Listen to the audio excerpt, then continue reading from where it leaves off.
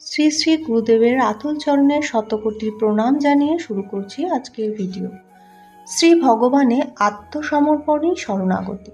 মনে হয় শুধু সাধন ভজন দ্বারাই সাধ্য সম্পদকে পেয়ে যাব, পৌঁছে যাব জ্ঞানের চরম লক্ষ্যে, কিন্তু তা ভ্রান্তি বা দুরাশা মাত্র।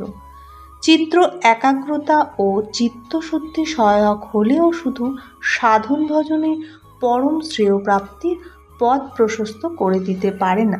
সেই মহাশক্তির কৃপা লাভ করতে হলে শরণাগতির পথই একমাত্র উত্তম।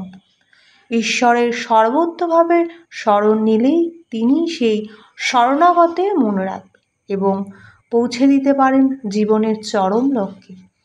আর তার এই স্মরণ না দিয়ে নিজ বিদ্যা, বুদ্ধি, শক্তি, সামর্থ্য বা সাধারণ সাধন ভজনের দ্বারা তাকে পেতে গেলে ব্যর্থতা দেখা দেবে। जो जाके शरण लिए सो ताके রাখে লাজ, উলট জল মে মছলি চলে বহ যায় গজরা। অর্থাৎ যে যার শরণ নেয় সে তাকে মনে রাখে। মাছ জলের শরণাগত জলেই থাকে, কাজেই সে জলের স্রোতের বিপরীতে অনায়াসে যেতে পারে, কিন্তু অতি বলবান হাতি সেই স্রোতের প্রবাহে চলে যায়, কেননা সে কিন্তু জলের শরণাগতি নয়।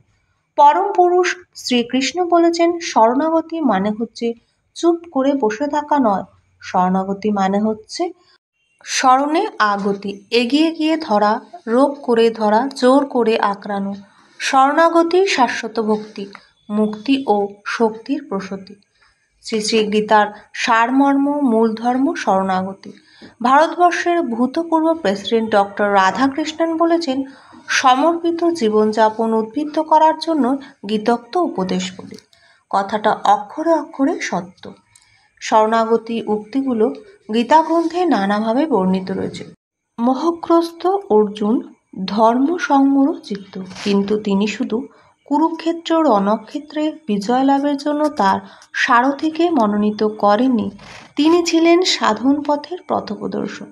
তাই তিনি শ্রেয় প্রাপ্তির নিমিত্ত তার জীবন রথের সারথি শ্রীকৃষ্ণের চরণে প্রপন্ন হয়ে বলেছিলেন, শিষ্যস্তে হহং সাধি মাং তাং প্রপন্নম। শরণাগত অর্জুনের প্রতি প্রসন্ন হয়ে সারথি গীতোপদেশ আরম্ভ করে বললেন, ভগবত রস আস্বাদনে নিমজ্জিত হতে গেলে শরণাগতি সাধনাই শিবপন্থা। তন্ময়তা এসে যায় উৎসর্গিত জীবনে, জীবন বয়ে যায় সমগ্রতায়, ছড়িয়ে পড়ে অসীমের মাঝে, জীবন হয় জ্যোতির্ময়, আলোর সন্ধান পেয়ে হয় মুক্ত। ভগবৎ স্মরণে ভক্তের আত্মনিবেদন, সর্বত্রই ভগবৎ বিকাশ অনুভূত হয়। ভগবান ভক্তকে দেখা দিয়ে কৃতকৃতার্থ করেন।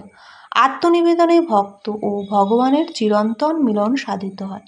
সারথি জগৎগুরু শ্রীকৃষ্ণ বলেছেন, যেমন মণিগুলো সুতায় গ্রথিত থাকে, সেইরূপ সর্বভূত এবং সমগ্র জগৎ আমাতে এক সূত্রে গ্রথিত ও অন্য সূত্র আমাকে বাদ দিলে যোগসূত্র ছিন্ন হয়ে যায়।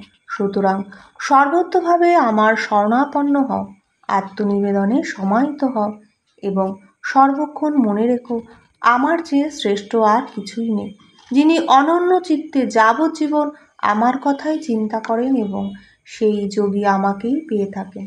তিনি ইহজীবনে আমার সাযুজ্য লাভ করেন। নশ্বর দেহ পঞ্চভূতে মিলে গেলেও তাকে তার পুনর্জন্ম আর গ্রহণ করতে হয় না।